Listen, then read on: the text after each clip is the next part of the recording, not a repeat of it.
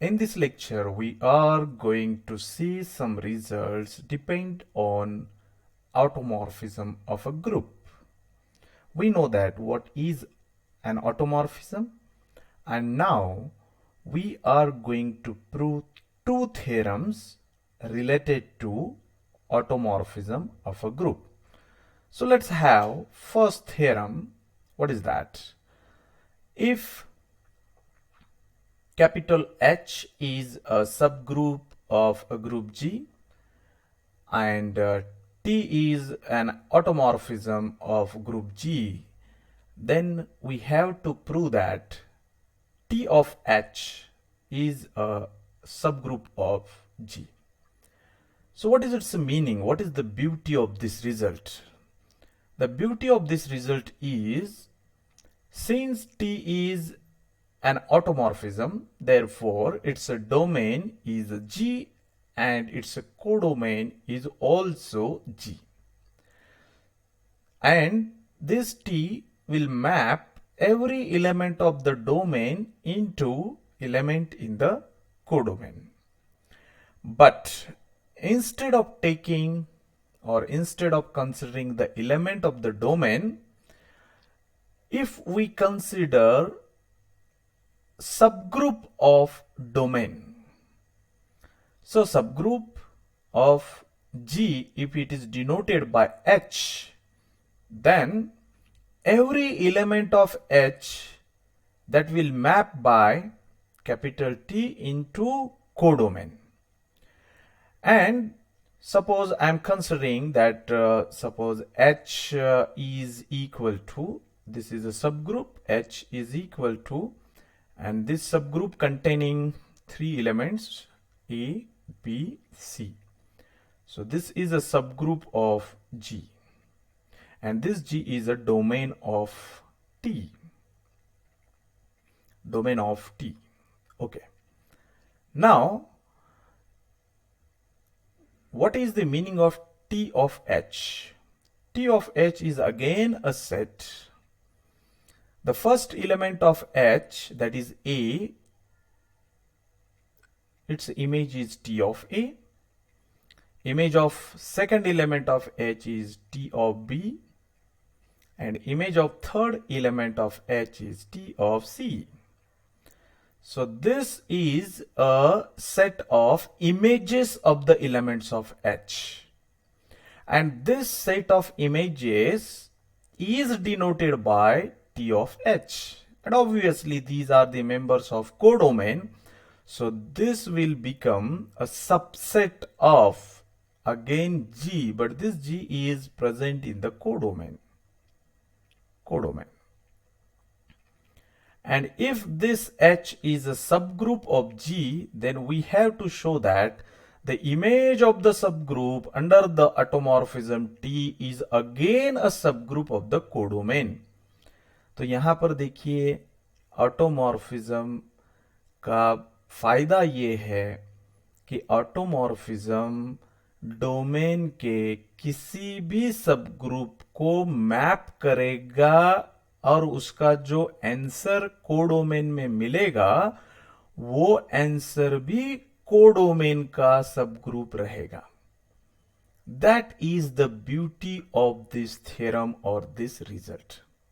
Okay, so our target is considering H is a subgroup, ये आपको consider करना है, and it's a image under the T, उस subgroup की image जो कोडोमेन का सबसेट रहेगी वो आपको सबग्रुप बताना है G का.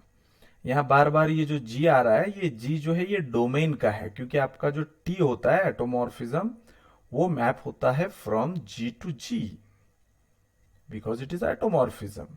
तो ये डोमेन है, ये कोडोमेन है, और एटोमॉर्फिज्म की वजह से दोनों इक्वल है. तो H is a subgroup of G means H is a subgroup of domain, and this is the image of that H, and it is us which we want to show that it is a subgroup of G, and this G is in the codomain. Okay, now if we think about that T of H, so I'm writing the proof. proof of this result. This is the discussion we have discussed. Now, while writing the proof, सबसे पहले हमें लिखना होगा कि हमें क्या जानकारी इस रिजल्ट में है। तो इस रिजल्ट में कैपिटल H सब ग्रुप है G का, ये मुझे पता है। So we can write this as a given. This is given that H is a subgroup of G. So I am writing this is a subgroup of G. It means that I can take the advantage of its subgroupness. तो जब भी जरूरत पड़ेगी हम इसके subgroup होने का फायदा उठा सकते हैं। सबग्रुप होने का फायदा in the means that is वो सबग्रुप है, इसका मतलब one element from the H, second element and its inverse is again a member of H, and this is true for all A, B belongs to H. ये condition होती है सब group की। तो ये ऑलरेडी सब ग्रुप है तो उसके दो एलिमेंट एंड ये प्रोडक्ट H में होगा। We can use this fact if we need. Okay, now what is our target? We will define what is T of H. तो जिसको हमको सब ग्रुप प्रूव करना है वो T of H है। तो T of H क्या होगा? T of H में सारे इमेजेस होंगे H के एलिमेंट के। So these are the all images of H such that the small h is a member of capital H. मतलब कैपिटल H में अगर 10 एलिमेंट होंगे तो उस 10 एलिमेंट के इमेजेस हम यहां कलेक्ट करेंगे and that is denoted by T of H. तो ये सेट जो है ये हमें सब ग्रुप प्रूव करना है G का। सब ग्रुप प्रूव करने के लिए सबसे पहली जरूरत होती है कि उसको आपको सबसेट प्रूव करना होता है। That means to show that all the elements of this set are again elements of G. So we know that T is atomorphism, therefore उसका इमेज भी G में रहेगा।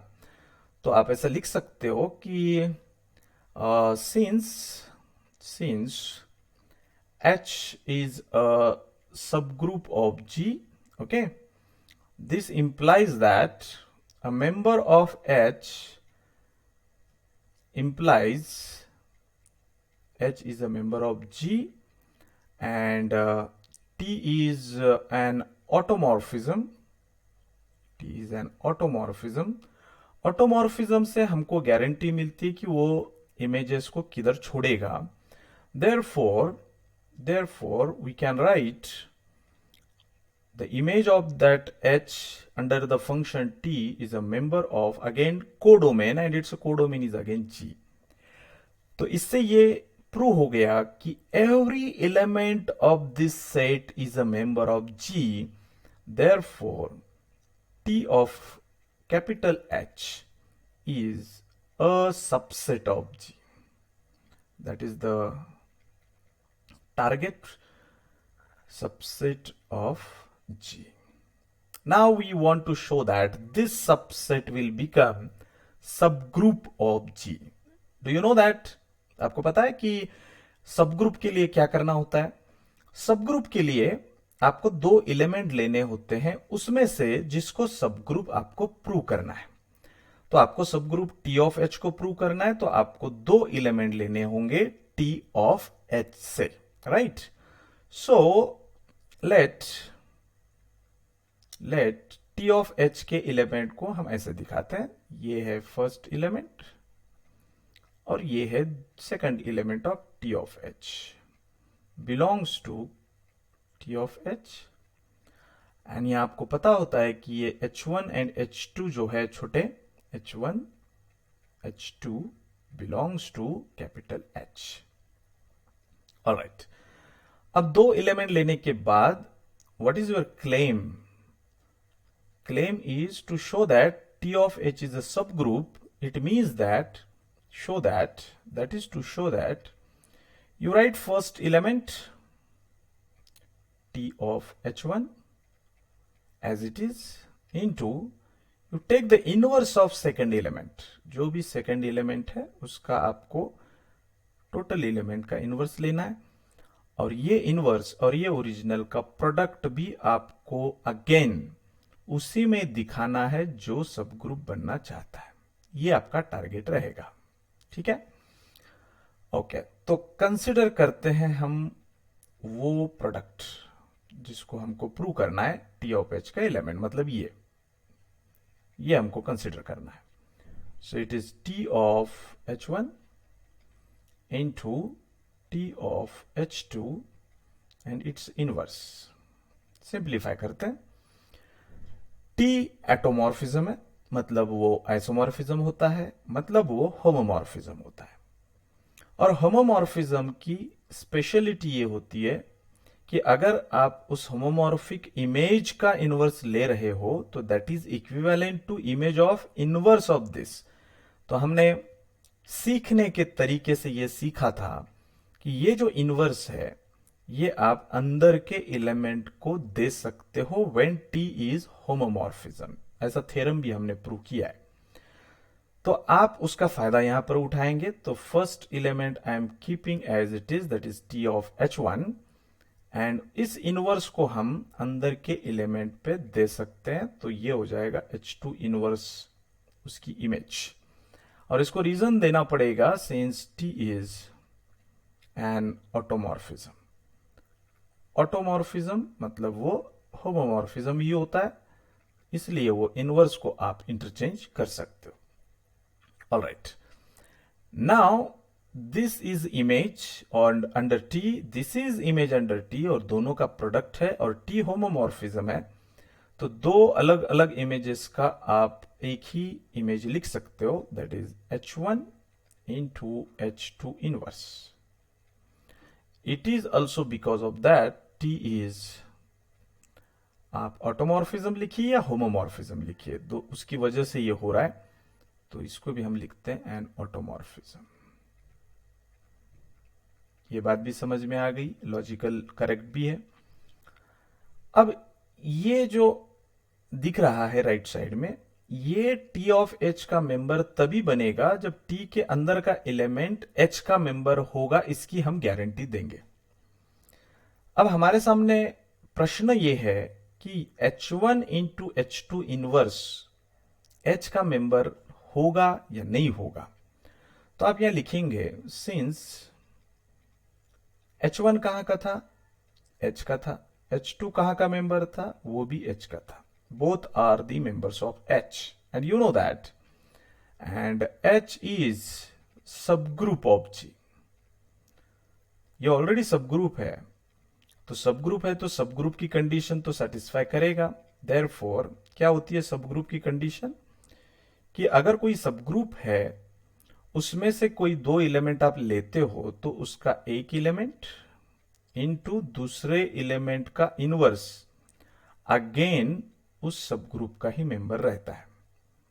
ये इस सब ग्रुप की वजह से हमने प्रूव किया, और हमको भी इसकी जरूरत थी क्योंकि इस एलिमेंट को अगर आप H3 नाम देते हो तो H3 ये हो जाएगा और H3 H का मेंबर बन रहा है, ये हमने यहां बोल दिया। तो ये H का मेंबर है, देयरफॉर इसका जो इमेज रहेगा H के किसी भी एलिमेंट का इमेज T ऑफ H में जाता है। तो it is a member of what, T of H। तो ये पूरी चीज हमने प्रूव करके बता दी कि it is a member of T of H, और ये चीज इसके बराबर है।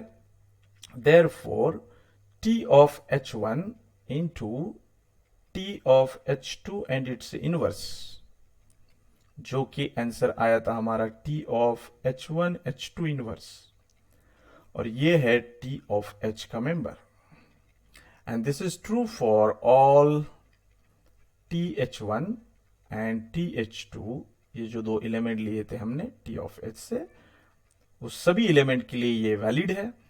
और ये एक बार वैलिड हो गया, इसका मतलब हमने सब ग्रुप की कंडीशन को फुलफिल कर दिया। Therefore T of H is a subgroup of G, क्योंकि ऑलरेडी वो सबसेट था G का, अब वो इटसेल्फ ग्रुप बन गया, सब group of G। So this is the end of this theorem. तो इस थ्योरम में हमने ये सीखा कि कोई भी सब ग्रुप डोमेन का रहेगा तो ऑटोमॉर्फिज्म उस सब ग्रुप का इमेज जो देगा उसके कोडोमेन में, वो इमेज भी अगेन सब ग्रुप ही होता है। तो इट्स अ वंडरफुल रिजल्ट।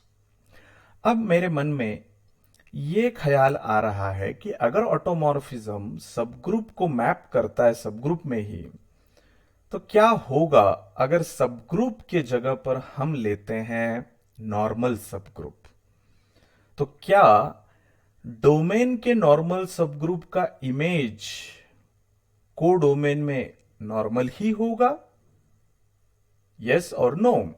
अगर एस है तो we want to prove this, and that's why now we are going to prove the another theorem related to normal subgroup.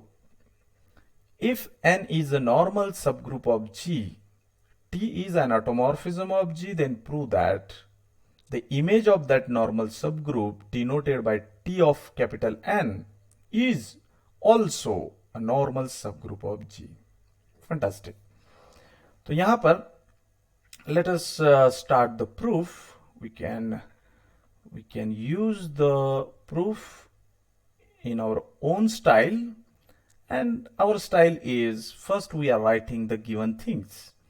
So I'm writing the proof, and first of all I'll write all the given things. Given that, what is given? N is a normal subgroup of G. This is given. That means that I can use this statement anywhere while proving my target. Normal subgroup of G. N is normal subgroup of G. Its meaning is that is you take one element from G, any, so if G, one element from the N, and you take the inverse of this G, it is again a member of N. This is the condition for normal subgroup, and it is true for all G belongs to G and all N belongs to capital N. तो normal subgroup है हमारे पास, इसका मतलब ये condition हमारे पास है। We can use this condition, अगर जरूरत पड़े तो इस कंडीशन का हमें इस्तेमाल करना होगा। पता नहीं जरूरत पड़ेगी नहीं पड़ेगी, we don't know. Okay, this is given. Now, what is we want to show that T of n? Okay, so the mathematical meaning of this T of n is, that is, we have T of n. What is the meaning? Actually, T is a mapping, and this is a subgroup. Not only subgroup, it is a normal subgroup. So it is a set in which all the images of elements of n are present. So this is a small n. It means that it is the image of element n, and this n is coming from capital N. मतलब n के जितने भी elements रहेंगे वो सारे elements के images को हम collect करेंगे, and that collection is denoted by T of capital N. Okay. और इस चीज को हमको प्रूव करना है normal subgroup. So we are putting the claim, क्योंकि अलजेब्रा में इंटरेस्टिंग चीज यही होती है कि हम वो चीजें इंजॉय करते हैं सिंबल के साथ। अभी देखिए ये सिंबल है और इसको हमको मैथमेटिकली प्रूव करना है, तो हम क्लेम में डाल देते हैं। Claim, what we want to show that this set, whatever it is, T of n is a normal subgroup of G. Normal subgroup of G. Now my brain is thinking how to show that any subset is a normal subgroup of G. So if we want to show that T of n is a normal subgroup of G, then keep in mind, first of all, we want to show that T of n is a subgroup of G. And to show the subgroup, first of all, we want to show that this is a subset of G. तो sequence order chronology को समझिए कि T of N को अगर normal subgroup of जी बताना है तो number 1 T of N को जी का सबसेट प्रूव करना होगा, उसके बाद टी ऑफ एन को जी का सब ग्रुप प्रूव करना होगा, and lastly T of N को जी का नॉर्मल सब ग्रुप प्रूव करके बताना होगा। तो इस क्रोनोलॉजिकल में हमने अगर जाएंगे हम तो सबसे पहले हमको प्रूव करना होगा कि T of N is a subset of G. Okay, T of N का मेंबर ये होता है, टी ऑटोमॉर्फिज्म है, ऑटोमॉर्फिज्म का डोमेन जी होता है, कोडोमेन भी जी होता है, मतलब एलिमेंट्स भी जी से आएंगे और इमेजेस भी जी में जाएंगे। तो ये इमेज है, टी की इमेज, टी की इमेज जो है वो अगेन अ मेंबर ऑफ जी रहेगी क्योंकि टी ऑटोमॉर्फिज्म है। सो यहां आप लिख सकते हो कि क्या लिखेंगे कि एलिमेंट जो है n, हमने n का लिया, n नॉर्मल सब ग्रुप है g का, है ना। तो ये इंप्लाइज करता है कि जो n आपने n से लिया और ये सब ग्रुप है तो सब ग्रुप का हर एलिमेंट सुपर सेट में भी होता है। This implies n belongs to g, right. अब आपने लिया t इज, ये आपको पता है t इज एन ऑटोमॉर्फिज्म। तो ऑटोमॉर्फिज्म क्या करता है कि डोमेन के एलिमेंट को कोडोमेन में भेज देता है, लेकिन ऑटोमॉर्फिज्म की खास बात ये होती है कि डोमेन भी वही रहता है, कोडोमेन भी वही रहता है। तो टी ऑफ एन, अभी एन तो जी का है तो ये इमेज हो जाएगी, ये भी मेंबर रहेगा जी का। therefore every element of T of n, of this capital T of n, is member of G, and therefore T of this n is a subset of G। First कार्यक्रम तो हो गया इसका कि इसको हमने सबसेट प्रूव कर दिया। अब नंबर आता है कि इस टी ऑफ एन को हमको सब ग्रुप प्रूव करना है। ऑलरेडी हमने प्रूव कर दिया है पिछले थ्योरम में, बट यहां फिर से करना होगा। तो सब ग्रुप के लिए आपको दो एलिमेंट लेने होंगे, लेट। अब दो एलिमेंट कहां से लेंगे आप? वहां से लेंगे जिसको सब ग्रुप प्रूव करना है। तो सब ग्रुप प्रूव करना है टी ऑफ एन को, तो उसके एलिमेंट ऐसे दिखते हैं। तो इस प्रकार के दो एलिमेंट आप लेंगे, एक लेंगे T of N one and दूसरा लेंगे टी ऑफ एन टू, और ये दोनों एलिमेंट आपने लिए टी ऑफ एन से। वेयर या फॉर सम वो जानकारी देना पड़ता है कि एन वन कहां का है, N one and N two both are from capital N.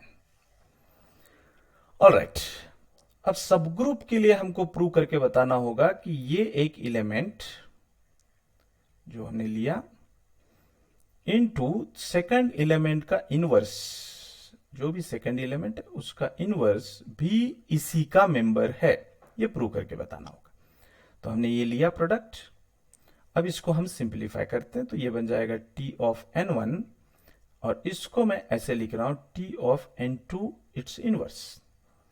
अब आप बताइए कि ये इनवर्स जो पूरे एलिमेंट का था वो नीचे आ गया, इधर अंदर आ गया, ऐसा क्यों हुआ? इसका रीजन भी है हमारे पास, क्योंकि टी जो है वो एटोमॉर्फिज्म है। एटोमॉर्फिज्म होमोमॉर्फिज्म होता है, और होमोमॉर्फिज्म में हमने देखा है कि इमेज का इनवर्स मतलब एलिमेंट का इनवर्स, एंड इट्स मैपिंग। तो ये इनवर्स हम अंदर ले सकते हैं। Now since T is a homomorphism मतलब एटोमॉर्फिज्म, तो ये दोनों अलग अलग प्रोडक्ट को हम एक कर सकते हैं, that is N one N two inverse. ठीक है। अब यही चीज को अगर आपको टी ऑफ एन का मेंबर बताना है तो ये अंदर वाला जो एलिमेंट है वो एन का मेंबर होना चाहिए, कैपिटल एन का। तो यहां आप ऐसे लिख सकते हो कि since N is what normal subgroup, तो वो तो सब ग्रुप होगा ही, इज अ सब ग्रुप। हर नॉर्मल सब ग्रुप होता है, subgroup of G. This implies that और देयरफॉर इसके दो एलिमेंट n1 और n2 का इनवर्स ये अगेन n में ही होगा. So that's why we got the guarantee that this element is a member of n. और ये जब n का मेंबर बनता है तो ये पूरा t of n का मेंबर बनता है. So that's why t, this n1 n2 inverse belongs to this set, and this is equivalent to, therefore t of n1 जो LHS था, ये देखिए जिसको सॉल्व करके ये मिला था, ये जो है belongs to t of n for all t of n1, t of n2 belongs to tn. Right, तो सब ग्रुप की कंडीशन हमने प्रूव कर दी. Therefore t of n is a subgroup of G. अभी एक कंडीशन बाकी है और वो है नॉर्मल सबग्रुप प्रूव करना है. Now the final claim is, last वाला claim, to show that this t of n is a normal subgroup of G. Already subgroup तो है, तो अभी नॉर्मेलिटी के लिए क्या करना होगा, हम डेफिनेशन से जाएंगे नॉर्मल ग्रुप के, नॉर्मल सबग्रुप के. तो एक एलिमेंट हमें लेना होगा उसमें से जो नॉर्मल सबग्रुप बनना चाहता है, ये है वो. तो एक एलिमेंट हम लेते हैं, उसका नाम देंगे t of n belongs to this. एक ही लेना है. और एक एलिमेंट लेते हैं उसमें से जिसका ये नॉर्मल सबग्रुप बनना चाहता है. किसका बनना चाहता है? G का. तो हम लेते हैं एक G का एलिमेंट. ठीक है. अब हमको प्रूव करके ये बताना है, to show that what we want to show that, कि ये जो G का एलिमेंट लिया वो इनटू ये Tn का मेंबर एलिमेंट जो है वो बीच में आएगा, और ये फर्स्ट एलिमेंट जो था स्मॉल g उसका इनवर्स, ये तीनों का product again T of n का मेंबर प्रूव करना है, तभी जाके T of n normal subgroup बनेगा.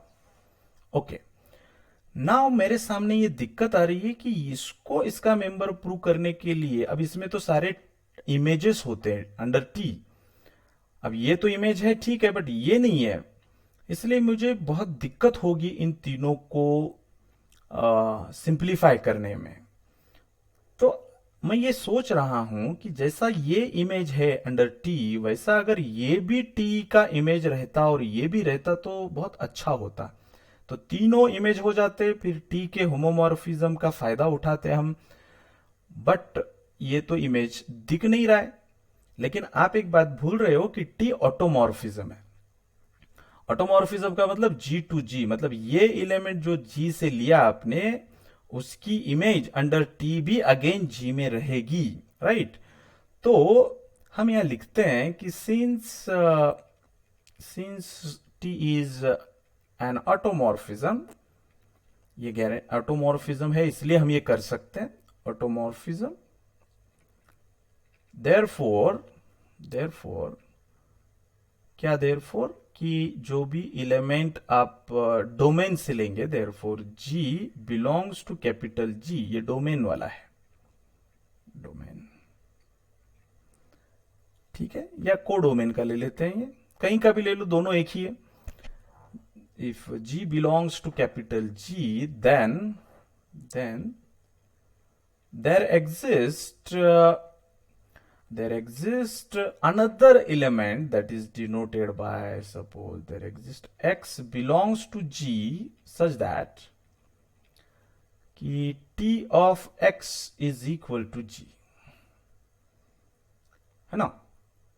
तो G की जगह आप T of X ले सकते हो. Therefore G Tn G inverse can be written as, instead of G I am taking this T of X into T of N into inverse of G means inverse of Tx. Just simplify this. This is a homomorphism. Using the homomorphism, we can write this as x into n. And again, using the homomorphism, this inverse can be dragged inside the mapping. So it is T of x inverse. So again, T is a homomorphism. Therefore, we can write this as x n x inverse. Now this is the image under T.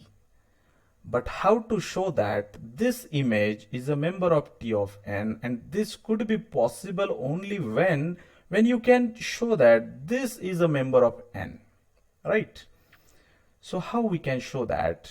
Since who is capital N? Since n is a normal subgroup, and if it is a normal subgroup already, then it can be satisfied by the rule of normality. And the rule of normality is one element from the G, that is denoted by x, then element, and इसका inverse belongs to again n. तो ये normal है, इसलिए ये again n का member होगा. And therefore अब हमारे पास गारंटी हो गई कि ये अंदर का एलिमेंट n का मेंबर है, कैपिटल n का. और जब ये कैपिटल N का मेंबर बनता है तो ये इमेज T ऑफ N का मेंबर बनती है. therefore this T x n x inverse belongs to this set, and this is a simplification of G T of N G inverse, and therefore it belongs to T of N for all G belongs to G, and all such T of N elements belongs to N. And this is the condition for the normal subgroup. Therefore T of N is a normal subgroup of ये element कहां से लिया था आपने? ये G से लिया था, इसलिए normal subgroup of G. And this is the end of proof. I hope you understood all these two theorems. Read them, practice them, prepare the notes of these two theorems and send me on Google Classroom. तब तक के लिए bye bye.